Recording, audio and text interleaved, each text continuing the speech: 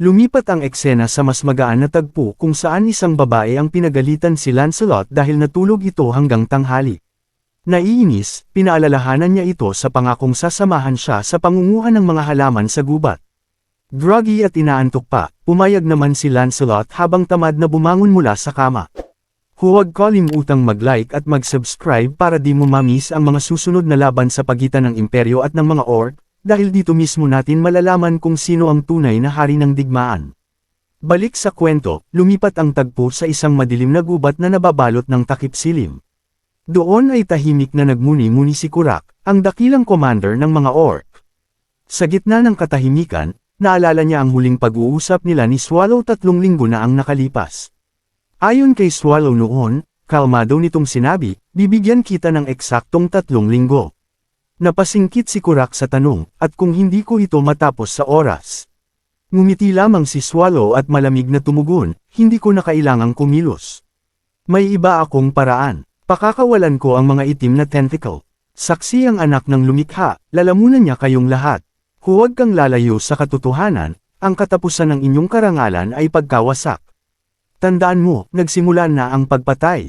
Ipagbunyi niyo ang pagbabalik, hindi sa kamatayan, kundi sa inyong pinagmulan. Habang inaalala ang mga salitang iyon, mariing sinuntok ni Kurak ang hangin, sinasabi sa sarili na, hindi ito kwento ko. Alam niyang may mas malalim na kahulugan sa mga sinabi ni Swallow. Sa sandaling iyon, pumasok ang isang orc sa kanyang tent at yumuko ng malalim. Sinabi nitong, ako'y yumuyuko sa makapangyarihang commander. Tinugon siya ni Kurak ng malamig ngunit matatag, wala nang kailangan pang formalidad. Kumusta ang resulta ng pananaliksik? Agad namang iniulat ng orc, may halong kaba sa boses, lahat ay totoo. Ang alamat tungkol sa sinaunang itim na mga tentacle, totoo ito. Kung pakakawalan sila sa core ng Nilkumbal, wawasakin nila ang lahat, hindi lang ang mga orc, kundi lahat ng may buhay. Tumigas ang ekspresyon ni Kurak. Tumayo siya, puno ng determinasyon, at lumabas ng tent. Habang tinitingnan ng kampo, nilapitan siya ng isa pang orc na sumigaw, Commander. Lahat ng Nilkumbal ay naghihintay ng iyong utos. Maikli ngunit mabigat ang nasa isip ni Kurak. Wala nang kailangan pang mahabang talumpati. Kaya't sumigaw siya ng buong lakas, sa digmaan. Patayin silang lahat, huwag niyong hayaang may mabuhay na tao. Muling bumilis ang tibok ng kanyang puso, isang damdaming matagal na niyang hindi nararamdaman. Sa loob-loob niya'y naisip niya, ang sarap sa pakiramdam. Matagal na mula nang maramdaman kong buhay ako. Ako si Kurak, at sisiguraduhin kong magtatagumpay ang Nomble. Wawasakin namin ang imperyo at itatayo ang bagong tahanan sa abo ng kanilang kaharian. Samantala, sa isang engranding mansyon ng imperyo, nagharap sina Ethelbreus, Rushmore, at Dame Sean. May bigat sa tinig ni Ethelbreus nang ipahayag niya, magkakaroon ng digmaan. Hindi makapaniwala si Rushmore at nagtanong, ano? Bakit bigla? Ipinaliwanag ni Ethelbreus, hindi basta-bastang digmaan, isang civil war. Isa na hindi madaling mapigilan. Natawa si Rushmore sa inis, pinatawag mo ang dalawang hero, tapos civil war lang pala ang paksa mo. Isa ba tong biro? May ebidensya ka ba? Kalmadong sumagot si Ethelbreus, meron. O halos meron. Napakunot-noo si Rushmore, niloloko mo ba ako? Ipinaliwanag ni Ethelbreus, si Pope Irenaeus III mismo ang nagsimula. Hindi man niya direktang ginamit ang salitang digmaan, pero 2 beses na kaming nag-usap ng walang bantay, at malinaw niyang ipinahiwatig yun. Nagtaas ng kilay si Rushmore. Baka naman maling pagkaintindi lang yun. Ngunit itinuro ni Ethelbreus si Sean, pwede mong kumpirmahin sa kanya. Tumango si Sean. Totoo ang sinabi niya. Kinumpirma ko gamit ang magic. Sa likuran nila, tahimik na nakamasid si Garrett, ang attendant ni Ethelbreus. Napaisip si Garrett kung kailan pa ito dumating dahil hindi man lang niya naramdaman ang paggamit ng magic. Muling nagsalita si Rushmore, gusto mo bang kumilos kami bilang peacekeepers? Umiling si Ethelbreus, hindi, mahal ko ang imperyo, hindi ko kayo pinatawag para doon. Galit na nilapitan ni Rushmore si Ethelbreus at hinawakan ito sa kwelyo. Anong klaseng biro to, ha? Ngunit napatigil siya nang mapansin ang sumpang marka sa kanang mata ni Ethelbreus. Tumigil siya, nagduda, at tahimik na nagtanong, ang markang yan, kay Swallow ba yan? Maingat na inalis ni Ethelbreus ang kamay ni Rushmore at mahinahong sinabi, kalma ka muna. Hindi ko nakalimutan ang ipinangako ko sa iyo. Narito, ito ang dalawang pangalang hindi mo pa natatagpuan. Nasa sulat ang lahat ng kailangan mong malaman. Ikaw na ang humusga. Kinuha ni Rushmore ang sulat, huminga ng malalim, at bahagyang yumuko. Pasensya na, nadala lang ako. Ngumiti si Ethel Breeze. Ayos lang, naiintindihan ko. Sa puntong iyon, sumingit si Dame Sean na may matatag na tinig, pwede bang dumiretso na tayo sa pakay mo? Ano ba talaga ang gusto mong ipagawa sa amin? Ipinaliwanag ni Ethel Breeze, tulad ng sinabi ko, nagsimula na ang digmaan. Gusto kong lumaban kayo para sa imperyo sa darating na tunggalian. Sumimangot si Sean, pero hindi mukhang sapat ang lakas ng kampo ng Pope para sa isang coup. Sumang-ayon si Rushmore. Oo nga, parang walang basehan. Tahimik na nag-isip si Ethel Breeze. Hindi man natin alam ang buong katotohanan, pero malamang may mga kakampi siya. Batay sa impormasyon, posibleng ang Holy Kingdom.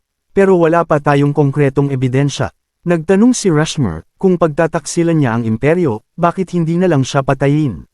Sumagot si Ethel Breeze, dahil hindi pa natin alam kung sino ang nasa likod niya. Kung may kasamang puwersa mula sa labas, baka walang magbago kahit patayin siya. Napabuntong hininga si Sean habang binubuksan ang teleportation circle. So, gusto mo lang ng dagdag na lakas sa panig mo. Naiintindihan ko. Sabay naglakad palayo. Aalis na ako. Pinanood siya ni Rushmore habang naglalaho sa liwanag. Yang taong yan, palaging ganon. Umalis na lang bigla. Hindi ko talaga siya maintindihan. Tinanong siya ni Ethel Breeze, hindi ba kayo magka-close? Umiling si Rushmore. Hindi. Palagi siyang mag-isa. Bihira kaming magkasalubong noon. Pagkatapos kong makarecover, abala na ako sa pagtuturo sa batang yun, si Bern. Tahimik na sinabi ni Ethel Breeze, may bahid ng lungkot sa tono, pasensya na tungkol kay Sir Bern. Sa loob ng silid, napabuntong hininga si Rushmore at nagkibit balikat. Sinabi niyang ayos lang, namatay si Bern noong swallow subjugation, at tila nakatakda na rin naman iyon mangyari. Ngunit agad siyang napatingin ng banggitin ni Ethel Breeze na may gusto itong ipakiusap tungkol kay Swallow. Napakunot ang noo ni Rushmore, at seryoso niyang tinanong kung plano bang patayin si Swallow. Umiling si Ethel Breeze at mahinahong sumagot, hindi iyon ang balak niya. Para raw sa kinabukasan ng sangkatauhan, gusto niyang sanayin ni Rushmore si Hero Historia. Alam niyang imposibleng matalo ng dalaga si Swallow, ngunit kailangan pa rin niyang subukan, dahil mahal niya ang imperyo. Maya-maya, naglakad si Ethel Breeze sa isang madilim na pasilyo na tanging mga kandila ang nagbibigay liwanag. Kasama niya si Garrett, na nagsabing natupad na ang lahat ng plano, magkakaroon na ng digmaan. Tahimik na tanong ni Ethel Breeze kung wala na bang paraan para mapigilan ito. Umiling si Garrett at seryosong sagot, wala. Kaya't kailangan nating manalo. Medyo nagduda si Garrett at sinabi na masyadong madali nakuha ni Rushmore ang listahan ng mga pangalan. Naisip niyang baka hindi na ito tumulong. Ngunit sagot ni Ethel Breeze, kung itinago nila ang katotohanan, tiyak na hahanapin din iyon ni Rushmore. Hindi natin pwedeng itaya ang lahat sa kasinungalingan, sabi niya. Pagdating nila sa isang malawak na silid kung saan nakalagak ang isang kabaong, lumapit si Ethel Breeze at lumuhod. Sa mahina ngunit same time na boses ay nagdasal siya, humihiling ng gabay sa paparating na digmaan, para sa kinabukasan, at para sa kapayapaan ng imperyo. Samantala, sa pinakapusod ng mundo, sa primordial core, nakatitig si Patrick kay Swallow. Nagulat si Swallow at nagtanong kung may problema. Umiling si Patrick, sinabing parang nangangati lang daw ang tenga niya, kahit wala naman siyang tenga. Natawa si Swallow, ngunit si Patrick ay seryoso pa rin, pakiramdam daw niya ay may tumatawag sa kanya. Baka raw nagigising na ang mana sa loob niya. Tinuwanan siya ni Swallow, sabay sabing marunong na naman itong gumamit ng magic. Ngunit sagot ni Patrick, gusto niyang matutong gumamit ng malalakas na spells tulad ni Mel's, baka raw siya na ang susunod na Erebos. Umikot lang ang mga mata ni Swallow at pabirong tanong kung gusto ba niyang durugan muna ang bungo niya bago yun mangyari. Pagkatapos nito, lumipat ang tagpo sa isang madilim na silid ng eksperimento. Isang pasyenteng bagbog at nakatali ang mahinang bomb-ulong, I envy your freedom. Napakunot ang noo ng isang doktor, tinanong kung may sinabi ito. Akala ng isa'y guni-guni lang at inutos na ipagpatuloy ang proseso. Ngunit sa loob ng isip ng pasyente, may boses na nagsalita, isang malamig at nakakatakot na tinig na nagtanong kung naiinggit ba siya sa kalayaan. Nandyan ka ba? Tanong ng pasyente sa isipan. Ang kalayaan ay maganda pero mapanganib, sagot ng boses. Gusto mo pa rin ba ito? Gusto ko, mahinang sagot niya. Kung ganun, makipagkasundo tayo. Para sa kalayaan mo. Ang pasyente ay si Lancelot, isang nilalang na matagal ng tinorture at ginawang eksperimento. Bigla siyang nagising, pawis na pawis at nanginginig. Naramdaman niyang nasusuka siya at mabilis na lumabas ng silid, isinuka ang laman ng sikmura habang bumabalik sa kanya ang mga nakakatakot na alaala. Naririnig pa rin niya sa isip ang tinig ni Patrick noon, malamig at walang emosyon. Gaano ka kabilis mag-regenerate? Kung putol ang mga kamay mo, kaya mo bang maghilam sa pagkain lang? Tingnan natin, kumain ka, may 2 tao pa riyan, sige, ubusin mo sila. Napahawak si Lancelot sa ulo, halos mabaliw sa kirot at guilt. Naalala niya kung paano niya kinain ang sarili niyang mga kasamahan para mabuhay. Wala akong choice, sigaw niya, pero ni siya mismo ay hindi na naniwala. Lumuhad siya sa lupa, umiyak, at paulit-ulit na humingi ng tawad, pasensya na, patawad, lahat kayo. Lumipas ang oras at naamoy niya ang pagkain. Sa loob ng maliit na kubo, isang matandang babae ang naglagay ng mangkok sa mesa. Kumain ka kahit kaunti, sabi nito ng may lambing. Kahit isuka mo ulit, kailangan mong kumain. Tahimik na tumango si Lancelot. Salamat po sa pagkain, mahinahon niyang sagot. Ngumiti ang babae at nagsabing pupunta muna siya sa bukid. Ngunit bago pa siya makalabas, biglang bumukas ang pinto at pumasok si Purcell, isang batang babae na may matinis na boses at matapang na tindig. Eto ka pala, Lancelot. Sigaw niya, tanghali na at kumakain ka pa rin. Sabi ko nang pupunta tayo sa bundok para kumuha ng herbs bago pasindihan ang apoy ngayon.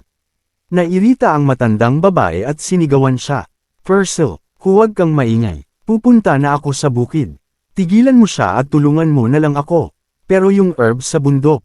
Reklamo ni Purcell, mga damo lang naman ang dala mo palagi. Alam kong doon ka lang naglalaro. Sigaw ng matanda habang hinahatak siya palabas. Hindi ako naglalaro. Totoong herbs na kukunin ko ngayon. Sigaw ni Purcell habang paalis. Bilasan mong kumain at sumunod ka, ha? Dagdag niya kay Lancelot bago tuluyang nawala sa pintuan. Ilang sandali pa, magkasabay na silang naglakad sa makitid na daan paakyat sa bundok. Dumadaan ang sinag ng araw sa mga dahon, nagbibigay ng banayad na liwanag sa paligid. Tahimik na tinanong ni Purcell si Lancelot, wala ka talagang naaalala. Kahit pangalan mo o kung sino ka. Umiling si Lancelot. Wala, mahinahon niyang sagot. Ang weird mo, natatawang sabi ni Purcell. Nang makita ka ni Lola, may suot kang armor at may hawak na espada. Siguro mercenary ka dati. Tahimik lang si Lancelot bago bahagyang ngumiti. Baka nga, tugon niya. Pero, hindi ko talaga maalala. Habang patuloy silang umaakyat sa bundok, sinabi ni Purcell na ayos lang kahit hindi pa bumabalik ang alaala ni Lancelot, tiyak daw na maalala rin niya ang lahat balang araw. Habang naglalakad, nasalubong nila ang isang mamamayan na may kargang bagong uling usa sa balikat. Nagulat si Purcell at agad na nagtanong kung siya ba ang nakahuli noon. Ngumiti ang lalaki at tumango, ipinagmamalaki na dahil sa Guardian God, mas madali na raw ang pangangaso nitong mga araw. Nagtaka si Lancelot at nagtanong kung sino ang tinutukoy nitong Guardian God.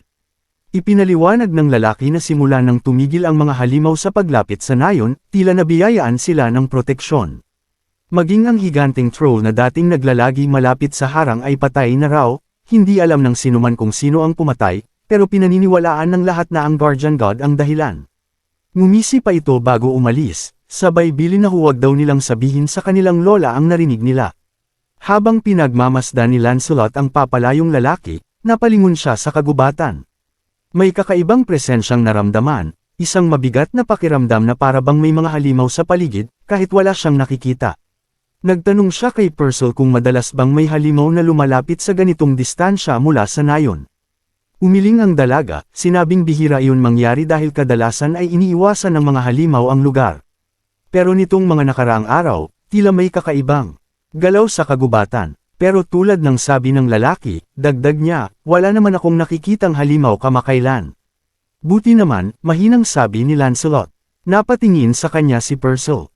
Oy, naaalala mo ba ulit ang nakaraan mo bilang mercenary? Umiling si Lancelot. Hindi ko nga sigurado kung mercenary talaga ako. E di huwag mo nang isipin, sabi ni Purcell sabay ngiti. Balik na tayo, gutom ka na naman. Lumipat ang tagpo sa nayon kung saan sinusunog ng mga mamamayan ang tuyong bukirin. Tahimik na pinanood ni Lancelot ang naglalagablab na apoy. Nilapitan siya ng isang lalaki at nagsabing tila nagulat siya sa tanawin. Ipinaliwanag nito na ganito raw talaga ang ginagawa nila tuwing matapos ang anihan, sinusunog nila ang lupa upang ang abo ay magsilbing pataba para sa susunod na taniman. Tinanong ni Lancelot kung lumilipat ba sila ng lugar tuwing natutuyo ang lupa.